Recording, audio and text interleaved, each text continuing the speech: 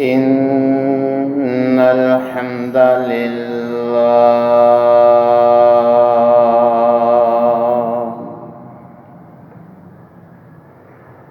نحمده ونستعينه ونستغفره ونعوذ بالله من شرور أنفسنا ومن سيئات أعمالنا من يهده الله فلا مضل له ومن يضلل فلا هادي له وأشهد أن لا إله إلا الله وحده لا شريك له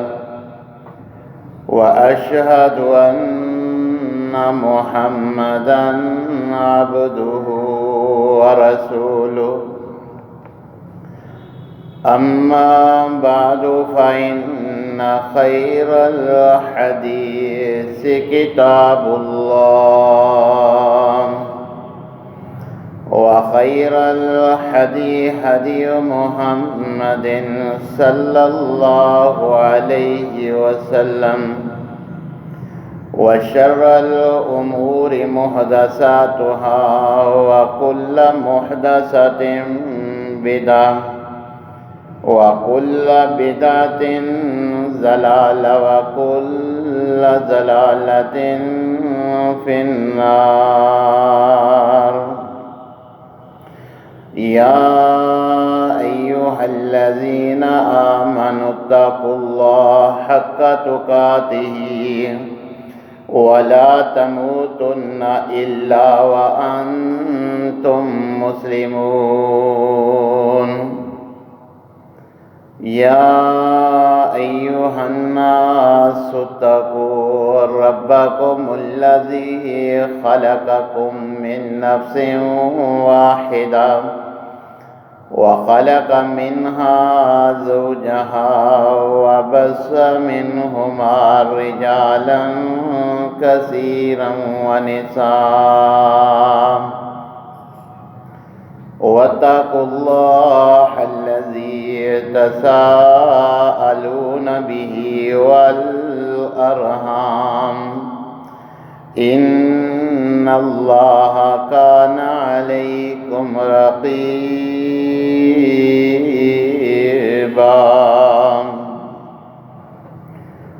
يا أيها الذين آمنوا اتقوا الله وقولوا قولا سديدا يصلح لكم أعمالكم ويغفر لكم ذنوبكم ومن يطع الله ورسوله فقد فاز فوزا عظيما. أما بعد فأعوذ بالله السميع العليم من الشيطان الرجيم من حمزه ونفخه ونفسه. بسم الله الرحمن الرحيم. واللاتي تخافون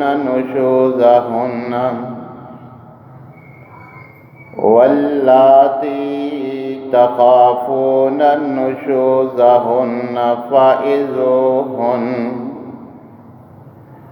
واهجروهن في المضاجع واضربوهن فإن أطعنكم فلا تبغوا عليهن سبيلا إن الله كان عليا كبيرا.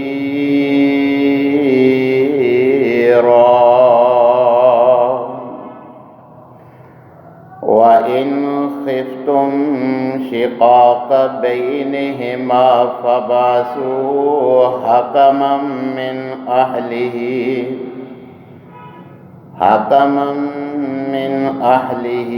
وحکما من اہلہا ان یریدا اصلاحا یوفق اللہ بینہما ان اللہ کان علیما خبیرا۔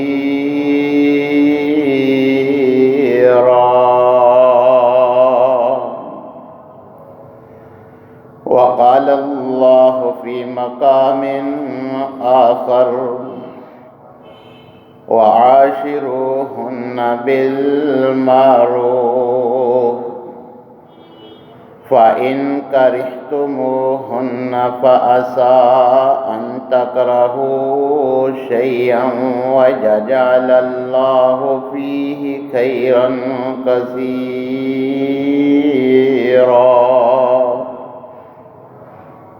وقال النبي صلى الله عليه وسلم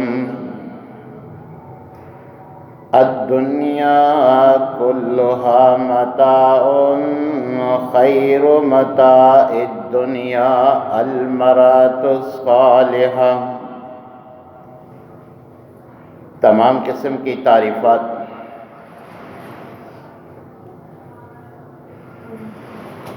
مالک العلام ذو الجلال والاکرام وحدہ لا شریک، مالک کائنات اور خالق ارض و سما کے لیے لاکھوں کروڑوں درود و سلام اس ہستی اقدس و مقدس کے اوپر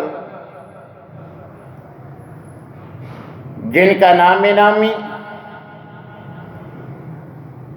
اسم گرامی جناب محمد الرسول اللہ صلی اللہ علیہ وآلہ وسلم ہے۔ سامعین محترم، کتاب و سنت کی روح سے ہمارے دین، ہماری شریعت کی روح سے مثالی شوہر اور مثالی بیوی کیسی ہوتی ہے، ان عنوانات سے کتاب و سنت کی روشنی میں مستقل خطباتی جماعت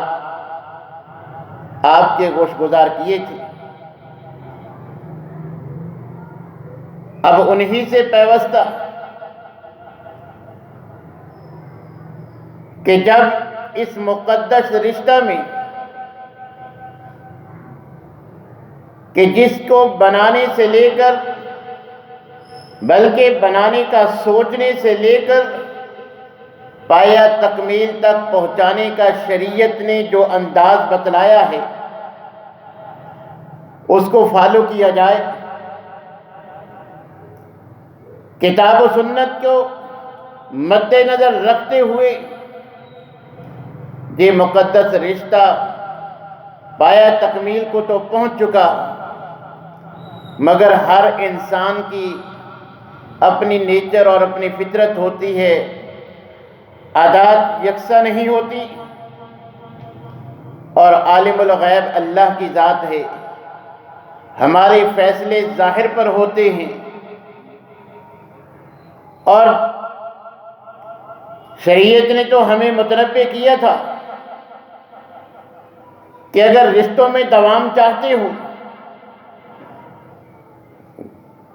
گھر اجڑنے سے، یہ رشتہ ٹوٹنے سے بچانا چاہتے ہو تو اس کی بنیاد کتاب و سنت کے مطابق ہونی چاہیے۔ رشتہ طے کرتے وقت شریعت نے جن چیزوں کو مد نظر رکھنے کا حکم دیا ہے ان کو مد نظر رکھا جائے، جن چیزوں سے اجتناب کا شریعت نے کہا ہے ان سے بچا جائے گا تو پھر ہی یہ رشتہ دوام حاصل کر سکے گا، ورنہ یہ سوچ کر کہ کوئی بات نہیں بعد میں سدھر جائیں گے، حالات تبدیل ہو جائیں گے، بس رشتہ طے ہو جائے گا تو سب کچھ ٹھیک ہو جائے گا، کتاب و سنت کی ان باتوں کو نظر انداز کر دیا جائے تو یاد رکھیے پھر یہ رشتہ جو جھوٹ پر مبنی ہو، غلط بیانی پر مبنی ہو، وہ جھوٹ ہمیشہ جھوٹ نہیں رہتا۔ طے کرتے وقت تو آپ نے جھوٹ کا سہارا لیا تھا، مگر یوں ہی سچ اور جھوٹ واضح ہوگا تو یہ رشتہ بھی باقی نہیں رہے گا، جھوٹ باقی نہ رہا تو رشتہ بھی باقی نہیں رہے گا۔ تو اس لیے اگر ہم چاہتے ہیں کہ گھر برباد نہ ہو، گھروں کا امن و سکون برباد نہ ہو، لاکھوں کروڑوں خرچ کر کے جو رشتہ طے کیا جائے اللہ اس میں دوام بخشے، ہر سال آئندہ سال سے زیادہ یہ طلاق میں شرح جو بڑھ رہی ہے، یہ جو ہمارا معاشرتی اخلاقی بگاڑ جو آئے روز جس کا معاشرے کو سامنا ہے، اگر ہم اس میں بہتری چاہتے ہیں، ہماری خواہش ہے کہ جب سب کچھ داؤ پہ لگا کر بہن بیٹی کو رخصت کیا جاتا ہے تو پھر اس کو آگے ازدواجی زندگی میں مشکلات کا سامنا نہ کرنا پڑے، تو اس کے لیے لازم ہے کہ یہ رشتہ طے کرتے وقت ہی ان تمام چیزوں کو فالو کیا جائے جن کا شریعت نے ہم سے تقاضا کیا ہے۔ یہی وجہ ہے کہ اس موقع پر جو نبی کریم علیہ السلام کے خطبہ حاجہ کی 3 آیات ہیں، قرآن کریم کے وہ مقامات، ان میں تقوی کا ذکر ہے، اللہ سے ڈرنے کا ذکر ہے کہ دیکھنا اب جو بھی بات کرنا تمہارے ذہن میں یہ بات ہونی چاہیے کہ اللہ سب جانتا ہے۔ برادری چھپاؤ گے، اگر کوئی بھی ایسا جھوٹ بولو گے، بازار سے کھانا لا کے کہہ دیا کہ بیٹی نے اپنے ہاتھوں سے بنایا ہے، اگر اس قسم کا تم نے جھوٹ کا سہارا لیا، اللہ سے نہ ڈرے کہ یہ تو لا علم ہے مگر اللہ تو جانتا ہے کہ میں حق کہہ رہا ہوں، سچ کہہ رہا ہوں یا جھوٹ کا سہارا لے رہا ہوں۔ تو آج ہمارے جو آئے روز معاشرہ میں ہم دیکھتے ہیں کہ لاکھوں روپیہ خرچ کر کے جو رشتہ طے کیا جاتا ہے وہ چند دن، چند مہینے، چند سال بعد جو ہے انتشار کا باعث بنتا ہے۔ ہر خاندان، ہر گلی محلے، ہر کنبے قبیلے میں یہ ناراضگی کے، طلاق کے، یہ خلا کے یہ واقعات عام ہیں۔ تو اب ہم نے سوچنا یہ ہے کہ ہم اس شرح کو کیسے کم کر سکتے ہیں۔ اس کا کتاب و سنت سے ہم نے جاننا ہے کہ وہ کون سی باتیں ہیں، معاشرے کو پرکھنا ہے کہ وہ کون سے عوامل ہیں جن سے آئے روز کوئی نہ کوئی گھر اجڑتا ہے۔ تو ہم نے ان کو جو بھی ایسے عوامل ہیں کتاب و سنت میں بیان ہوئے ہیں جہاں معاشرے میں دیکھتے ہیں، میں نے اور آپ نے ان سے بچنا ہے، کتاب و سنت سے رہنمائی لینی ہے کہ رشتہ طے بھی کتاب و سنت کو مد نظر رکھتے ہوئے کیا ہے، اب اس کو دوام کیسے ہوگا، یہ ہمیشہ قائم کیسے رہے گا، جن مقاصد کے لیے یہ رشتہ طے کیا ہے وہ مقاصد کیسے حاصل ہوں گے۔ تو اللہ تبارک و تعالیٰ نے جیسے رشتہ طے کرنے کا ہمیں بتلایا ہے کہ میں نے نکاح کو عبادت بنا کے تمہیں اس کا حکم دیا ہے، پھر ساری تفصیلات بھی ہر جزیات تک میں نے واضح کر دی کہ رشتہ کن عورتوں سے تم کر سکتے ہو، کن سے نہیں کر سکتے، اور کیسے تم نے یہ رشتہ طے کرنا ہے۔ جب یہ سارے کام اللہ نے ہمیں بتلائے ہیں اکثر سستی کرتے ہیں، مگر بعض ان کو فالو بھی کرتے ہیں، مگر اس رشتے کا خاتمہ ہمارے معاشرہ میں جو رواج ہے وہ یکسر کتاب و سنت کی خلاف ورزی ہے۔ ہم طے کرتے وقت تو چند گھرانے شریعت کو مد نظر رکھتے ہیں، ورنہ جیسے آج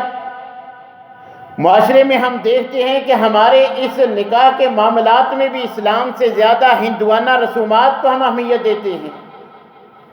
مگر طے کرتے وقت جو صورتحال ہے وہ تو آپ کے سامنے ہے۔ مگر اب جب رشتے میں کوئی بگاڑ آ جاتا ہے، چلتی چلتی گاڑی رک جاتی ہے، کوئی ایسا تنازع کھڑا ہو جاتا ہے جس سے اس رشتے میں دراڑ کا اندیشہ ہے، اللہ تبارک و تعالیٰ کو یہ رشتہ اس قدر محبوب ہے کہ اللہ تبارک و تعالیٰ نے اس کو ختم کرنے کی اجازت تو دی ہے، مگر ہم جب اجازت کے احکامات تو دیکھتے ہیں تو اللہ تبارک و تعالیٰ کی یہ منشا معلوم ہوتی ہے کہ اللہ نے طلاق کی اجازت تو دی ہے، مگر اللہ چاہتے نہیں کہ کسی مرد عورت میں طلاق ہو، اللہ کو پسند نہیں، اس لیے اللہ تبارک و تعالیٰ نے اس مرحلے کو اس قدر صلح جوئی کا معاملہ رکھا ہے اس میں کہ ہر ممکن شریعت کی کوشش ہے کہ کسی نہ کسی طریقے سے طلاق تک نوبت نہ آئے، مگر افسوس کہ ہمارے گھر اجڑنے کا سب سے بڑا سبب یہ ہے کہ ہم نکاح کرنے والوں کو بتلاتے نہیں ہیں کہ یہ نکاح ختم کرنے کا طریقہ کیا ہے، اور انہوں نے بھی کبھی ضرورت محسوس نہیں کی کہ اس رشتے کو ختم کیسے کرنا ہے۔ آج گھر اجڑنے کا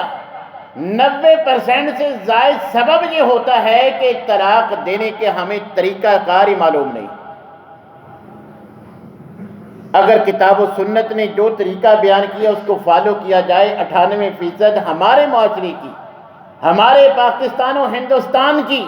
98% طلاق ختم ہو جائے اگر ہم یہ معاملہ کتاب و سنت کے مطابق کریں۔ تو اللہ تبارک و تعالیٰ نے رشتہ قائم کرنے تک کے احکامات نے سن لیے، رشتہ طے ہو گیا، اب اللہ تبارک و تعالیٰ دونوں سے مخاطب ہو کے اس کو صبر کی اور برداشت کی تلقین کرتے ہوئے اللہ تبارک و تعالیٰ فرماتے ہیں وَعَاشِرُوهُنَّ بِالْمَعْرُوفِ، کہ کتاب و سنت کے مطابق تم نے نکاح تو کر لیا، اب یہ جو معاشرے میں تم سنتے ہو نا کہ بیگم کو نیچے لگا کے رکھنا ہے، اس کو اس کی حیثیت میں رکھنا ہے، یہ کوئی شریعت کے جملے نہیں ہیں، یہ کوئی قرآن کی آیت کا ترجمہ نہیں ہے، یہ کوئی حدیث کے الفاظ نہیں ہیں، نبی کریم علیہ السلام کا اسوہ یہ نہیں ہے۔ آپ کا اسوہ تو ہے خیرکم خیرکم لأہلی وأنا خیرکم لأہلی، کہ تم میں سے بہتر وہ ہے جو اپنی بیوی کے لیے، اپنے بچوں کے لیے، اپنے اہل و عیال کے لیے بہتر ہے، اور یاد رکھو جس محمد صلی اللہ علیہ وسلم کا ہر لمحہ تمہارے لیے اسوہ ہے تو میرا اسوہ بھی یاد رکھو، انا خیرکم لأہلی، میں پوری امتیوں سے سب سے زیادہ اپنی ازواج کے لیے، اپنی اولاد کے لیے تم سب سے زیادہ بہتر ہوں، یہ میرا اسوہ ہے، یہ میرا نمونہ ہے جس کو تم نے فالو کرنا۔ تو اللہ کیا فرماتے ہیں وَعَاشِرُوهُنَّ بِالْمَعْرُوفِ، اچھائی کے ساتھ تم نے یہ معاملہ اپنانا ہے۔ جب بھی تمہیں کوئی ناپسندیدہ عادت نظر آتی ہے، اب تم آپس میں ملے ہو، پہلے جان پہچان نہیں تھی، اب اکٹھا رہنا شروع ہوئے ہو، پہلے تو جو بتلایا گیا جانتے تھے، اب تم دیکھو گے، طے کرتے وقت اگر کچھ چھپایا ہے اب واضح ہو جاتا ہے، تو اللہ تبارک و تعالیٰ فرماتے ہیں وَعَاشِرُوهُنَّ بِالْمَعْرُوفِ۔ اب مرد کی ذمہ داری ہے، عورت کی بھی ذمہ داری ہے کہ اگر کوئی ناگوار کوئی عادت دیکھتے ہیں جو اچھی نہیں لگتی، اب تم نے صبر سے کام لینا ہے، دونوں کو برداشت کرنا پڑے گا، تب یہ رشتہ جو ہے وہ آگے چل سکے گا۔ اللہ تبارک و تعالیٰ فرماتے ہیں فَإِن كَرِهْتُمُوهُنَّ، کہ دیکھنا یہ نہ ہو کہ میں اب مرد ہوں، میرے اختیار میں ہے، میں جب چاہوں رشتہ ختم کر دوں. تو اللہ تبارک و تعالیٰ فرماتے ہیں فَإِن كَرِهْتُمُوهُنَّ، اگر تمہیں ان کی کوئی بات ناپسند لگتی ہے،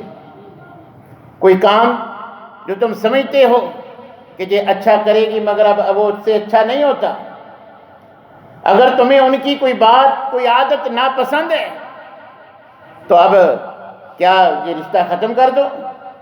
نہیں، اللہ تبارک و تعالیٰ فرماتے ہیں صبر کرو، برداشت کرو. فَعَسَىٰ أَن تَكْرَهُوا شَيْئًا، ممکن ہے کہ تمہیں اس کا کوئی فعل ناپسند ہو، تم اسے ناپسند کرو،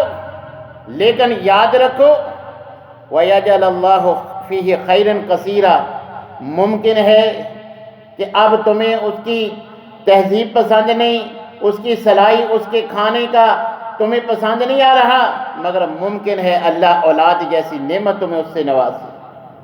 اللہ بیٹے کی صورت میں تمہیں نعمت اس سے عطا کر دے. لہذا جو کوئی ایسی بات ہے اب اس کو برداشت کرو، صبر کرو. ہر انسان میں اچھائیاں بھی ہوتی ہیں، برائیاں بھی ہوتی ہیں، اگر اس میں کوئی برائی دیکھی ہے تو اچھائی دیکھ کر جو ہے وہ صبر کرو. اور کون ایسا انسان ہے جس میں برائی نہیں ہوتی؟ ہمارا عقیدہ ہے کہ وہ صرف اللہ کی ذات ہے جس میں کوئی عیب نہیں. اللہ کے علاوہ اللہ کی مخلوقات میں سے ہر انسان میں، مرد ہو عورت ہو، اس میں عیوب بھی ہے، خوبیاں بھی ہیں.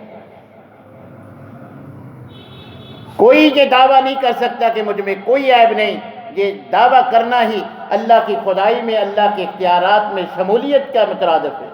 یہ صرف اللہ کی ذات ہے جس میں کوئی عیب نہیں. اگر آپ یہ سمجھیں کہ بیگم میں کوئی عیب نہ ہونا چاہیے، اگر کوئی بیگم سمجھتی ہے شوہر میں کوئی عیب نہ ہونا چاہیے، تو اسے مد نظر رکھنا چاہیے ایسی ذات صرف اللہ کی ذات ہے جس میں کوئی عیب نہیں. مرد میں بھی عیب ہوں گے، عورت میں بھی عیب ہوں گے. تو اللہ تبارک و تعالیٰ قرآن میں فرما رہے ہیں تم نے صبر کرنا ہے، برائیاں بھی ہیں، اچھائیاں بھی ہیں. اب جیسے بھی ہے اس رشتے کو نبھانا تمہاری ذمہ داری ہے. ہاں، اگر کوئی معاملہ طول پکڑتا ہے، ہمارے معاشرے میں کیا چلتا ہے کہ معمولی سا غصہ آیا، معمولی سی کوئی بات ناپسند ہوئی، ہم سمجھتے ہیں کہ اس کا بس ایک ہی علاج ہے طلاق. فوراً طلاق دے کے پھر دونوں خاندانوں کی جو حالت ہوتی ہے، پھر نہ دن دیکھتی ہے نہ رات دیکھتے ہیں. بات جی ابھی آپ سے ملنا ہے، بڑا ضروری کام ہے، آپ بتائیں مولوی صاحب کہاں ملیں گے، ہم ابھی آپ سے ملنا چاہتے ہیں. تو اللہ تبارک و تعالیٰ اگر یہ رشتہ متاثر ہوتا ہے تو اللہ تعالیٰ اس کی اصلاح کا ہمیں طریقہ قرآن میں فرماتے ہیں. سورہ النساء عورت کو نسوہ کہتے ہیں.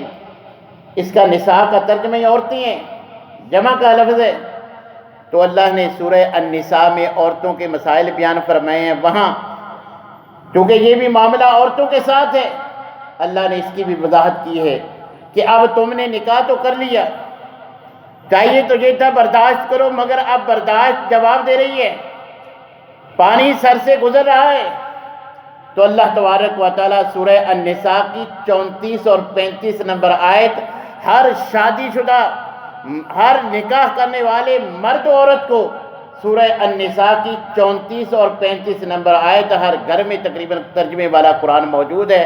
صرف لفظی ترجمے ہی ضرور پڑھنا چاہیے کہ ہم نے جو رشتہ طے کیا ہے تو اس میں اگر بگاڑ آتا ہے تو ان 2 آیات میں اللہ نے اس کی اصلاح کے 4 طریقے بیان کیے ہیں. طلاق سے پہلے فوراً طلاق نہیں. اللہ تبارک و تعالیٰ فرماتے ہیں واللاتی تخافون نشوزہن، جن عورتوں سے تمہیں ڈر ہے کہ اب ان کے ساتھ گزارا نہیں، نباہ نہیں ہو سکتا، جن سے تم اب ڈر چکے ہو، تمہیں ڈر لاحق ہو رہا ہے کہ اب اس کے ساتھ نباہ نہیں، کہ میرے لیے نفع کا باعث نہیں، نقصان کا باعث ہے، اب فوراً طلاق نہیں دینی. اللہ تبارک و تعالیٰ فرماتے ہیں فَعِذُوهُنَّ، پہلا تمہارا کام یہ ہے، میاں بیوی بن گئے ہو، دونوں میں سے کسی کی کوئی بات ناپسند ہوتی ہے تو پہلا کام کیا ہے کہ آپس میں اصلاح کی کوشش کرنی ہے. فَعِذُوهُنَّ، اللہ نے چونکہ عموماً یہ معاملہ مرد کو ناگوار زیادہ گزرتا ہے فطرتی طور پہ۔ اللہ نے مرد کو مخاطب ہو کے فرمایا کہ تم نے عورتوں کو پہلے خود سمجھانا ہے، واعظ و نصیحت کرنی ہے۔ وہ تمہارے معیار پہ پورا نہیں اتر رہی، جیسا تم نے سوچا تھا، جیسا تم نے خیال بنایا تھا ویسی نہیں ہے۔ تو اللہ تبارک و تعالیٰ فرماتے ہیں فَائِذُوهُنَّ، اگر تم ان کے بارے میں کوئی ایسا معاملہ بن جاتا ہے، سب سے پہلا کام یہ ہے کہ تم نے ان کو واضح نصیحت کرنی ہے کہ دیکھ یہ کام مجھے پسند نہیں، یہ میری پسند ہے، یہ میری ناپسند ہے، میں نہیں چاہتا رشتہ متاثر ہو، لہٰذا میری پسند اور ناپسند کا تو خیال رکھ، اور مجھے بتا تجھے کیا پسند ہے کیا ناپسند ہے، تیری پسند ناپسند کا خیال میں رکھوں تاکہ یہ گاڑی چلتی رہے۔ یہ جو رشتہ طے ہوا ہے، لاکھوں خرچ ہوا ہے، تو بھی لاکھوں کا خرچ کا جو ہے وہ جہیز لے کے آئی ہے، میرے بھی اخراجات ہیں، اب ہم یہ رشتہ جو ہے اس کو بچائیں، دونوں ایک دوسرے کی پسند ناپسند کا خیال کریں۔ دیکھ یہ کام تو تیرا مجھے اچھا نہیں لگتا، وہ کہے یہ تیری عادات مجھے اچھی نہیں لگتی۔ اللہ تبارک و تعالیٰ فرماتے ہیں کہ پہلے ایک دوسرے کو سمجھائیں، واضح نصیحت کریں، بھائی یہ کام تم چھوڑ دو، مجھے اچھا نہیں لگتا۔ وَاهْجُرُوهُنَّ فِي الْمَضَاجِعِ، یہ طریقہ اپنا لیا، پھر بھی بات نہیں بنتی، ظاہری بات ہے سال ہر سال کی جو عادات ہیں ان کو چھوڑنے میں وقت لگتا ہے، یکسر وہ معاملہ ختم نہیں ہوتا، تمہیں صبر سے کام لینا چاہیے۔ تو اگر پھر بات نہیں بنتی تو اللہ تبارک و تعالیٰ فرماتے ہیں پھر تم ان سے جو ازدواجی تعلق ہے،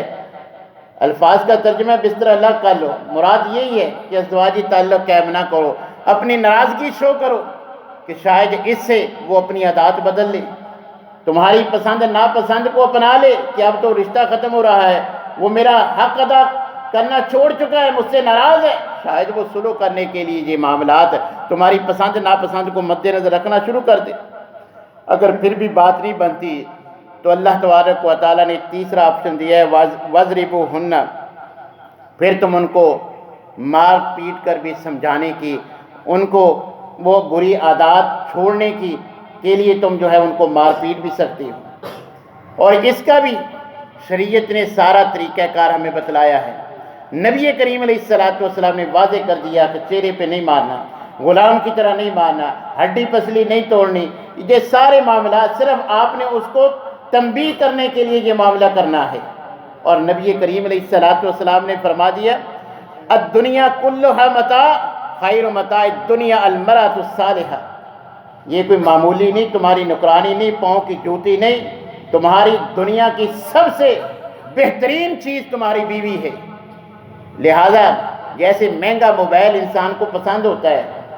اس کو نیچے گرنے سے بچاتے ہیں کہ کہیں خراش نہ آئے، ٹوٹے نہ، یاد رکھو تمہارا موبائل، تمہاری گاڑی، تمہاری کوٹھی، تمہارا بزنس، فیکٹری یہ مہنگی نہیں ہے۔ نبی کریم علیہ السلام نے فرمایا الدنیا کلھا متاع،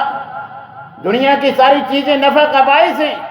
مگر یاد رکھو یہ ساری جو چیزیں تمہیں دنیا کی پسند ہے نا، ان تمام میں سب سے زیادہ قیمتی چیز جو ہے وہ نیک بیوی ہے۔ لہذا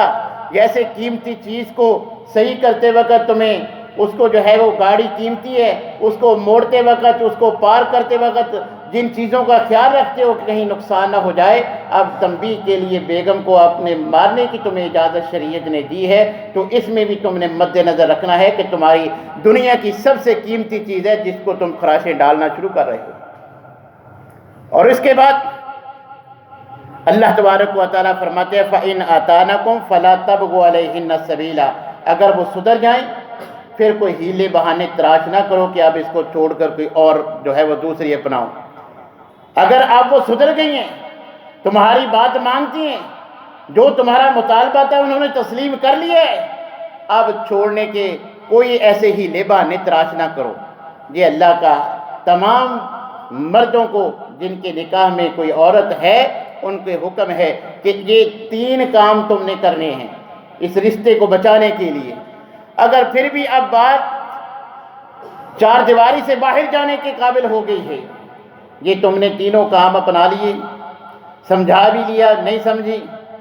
تعلق بھی چھوڑ کے دیکھ لیا نہیں بات بنی، مار پیٹ بھی لیا پھر بھی عادات نہیں چھوڑی، اب بھی طلاق نہیں دینی، پھر اللہ تبارک و تعالیٰ سورہ النساء کی اگلی آیت کریمہ میں کیا فرماتے ہیں؟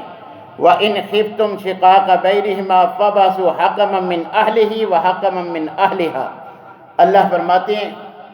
کہ ایک سمجھدار اس کے رشتہ داروں میں سے، ایک مرد کے ایک عورت کے، ایک سے زائد بھی ہو سکتی ہیں، جیسے صورتحال آپ سمجھ لیں۔ شرعی لحاظ سے قرآن میں ایک کا ذکر ہے، زائد کی بھی گنجائش ہے۔ فیصل اور حکمین وہ مقرر کر لیں، دونوں اپنا موقف ان کے سامنے پیش رکھیں۔ اللہ کو یہ رشتہ بچانے کی اس قدر خواہش ہے کہ دین اسلام میں جھوٹ کبیرہ گناہ حرام اور دخول جہنم کا باعث ہے، مگر یہ جو فیصل بنتے ہیں شریعت نے صرف ان لوگوں کے لیے اتنی رخصت رکھی ہے کہ یہ دونوں کا رشتہ برقرار رکھنے کے لیے، مائل کرنے کے لیے اپنی جانب سے تعریف دوسرے کے پاس کر دیں تو یہ ان کے نامہ اعمال میں جھوٹ نہیں لکھا جائے گا۔ مرد نے بیگم کی تعریف نہیں کی، بیگم نے مرد کی نہیں کی، مگر یہ فیصلہ کرنے والے ان کا موقف سننے کے بعد دوسرے کے پاس جا کے اس کا موقف تبدیل کر دیں تو شریعت نے اجازت دی ہے کہ جو تمہارا جھوٹ نہیں لکھا جائے گا، کسی طریقے ان کے دل مائل ہو جائیں، یہ رشتہ بچ جائے۔ اب یہ چار طریقے شرعی لحاظ سے سورہ النساء کی 34 اور 35 نمبر آیت کریمہ میں ہر مرد جو شادی کرتا ہے وہ نکاح کو ختم کرنے کے یہ چار طریقے اللہ نے اسے دیے ہیں کہ یہ رشتے میں اگر کہیں دراڑ آتی ہے، کوئی معاملہ ایسا بنتا ہے کہ الجھ جاتے ہو، تو یہ چار طریقے، پہلے چار آپشن اپنانی ہے۔ اگر پھر بھی بات نہیں بنتی، یہ بھی فیصلہ کرنے والے بھی کہہ دیں بھئی جو تم نے ضد پکڑ لی ہے، جس نہج پہ تم پہنچ چکے ہو، اب تمہارا نبھا ممکن نہیں ہے، پھر پانچواں آپشن طلاق ہے۔ پہلا آپشن طلاق نہیں ہے، پہلے سمجھانا ہے، واضح و نصیحت ہے، بستر الگ کرنا ہے، تعلق ختم کرنا ہے، پھر اس کو مار پیٹ بھی لینا ہے، پھر دونوں جانب سے سمجھدار لوگوں کے سامنے موقف رکھنا ہے، ان کو فیصل مان لینا ہے۔ اگر یہ معاملات طے ہو جائیں تو طلاق کے آپشن استعمال نہیں کرنا، مگر جب طلاق کے علاوہ کوئی چارہ نہ ہو پھر طلاق کا آپشن اپنانا ہے۔ یہ پانچواں نمبر ہے، اور اس کے لیے بھی شریعت نے ایک طریقہ کار بتلایا ہے۔ جیسے میں نے آغاز میں بتلایا کہ ہمارے پاکستان میں 98% طلاق کا یہ معاملہ ختم ہو سکتا ہے اگر ہم طلاق دینے کا جو طریقہ ہے یہ کتاب و سنت کے مطابق کر لیں۔ اگر طلاق دینے کے علاوہ کوئی چارہ نہیں ہے تو اب طلاق دے ویسے جیسے شریعت نے کہا ہے، 98 میں سے طلاق واقع نہ ہو۔ یہ طلاق کا مسنون طریقہ کیا ہے؟ اگر لڑائی جھگڑا ہو گیا، پہلے یہ چار آپشن آپ نے اپنانی ہیں جن کا آج آپ نے ذکر سن لیا ہے۔ یہ قرآن کی آیت ہے، ہر مسلمان کو اللہ کا یہ حکم ہے۔ اگر کوئی ان کی مخالفت کرے گا کہ معمولی سی بات پہ فوراً طلاق دے دے گا تو اللہ کو ناراض کرے گا، گناہ کا کام ہوگا، اللہ نے یہ کام کرنے کا حکم دیا ہے۔ تو اس کے بعد جو پانچواں آپشن ہے اس کی کیا شرائط ہیں، اس کا کیا طریقہ کار ہے، اس کا ذکر انشاءاللہ آئندہ خطبہ جمعہ میں ہوگا۔ اللہ تبارک و تعالیٰ سے دعا ہے کہ اللہ تعالیٰ ہمیں جیسے ہم نکاح کتاب و سنت کے مطابق کرتے ہیں، یہ رشتہ اگر اللہ نہ کرے کبھی ختم کرنے کی نوبت آ جائے تو یہ تمام جو طریقہ کار شریعت نے ہمیں دیا ہے اسی کو فالو کرنے کی توفیق عنایت فرمائے۔ وآخر دعوانا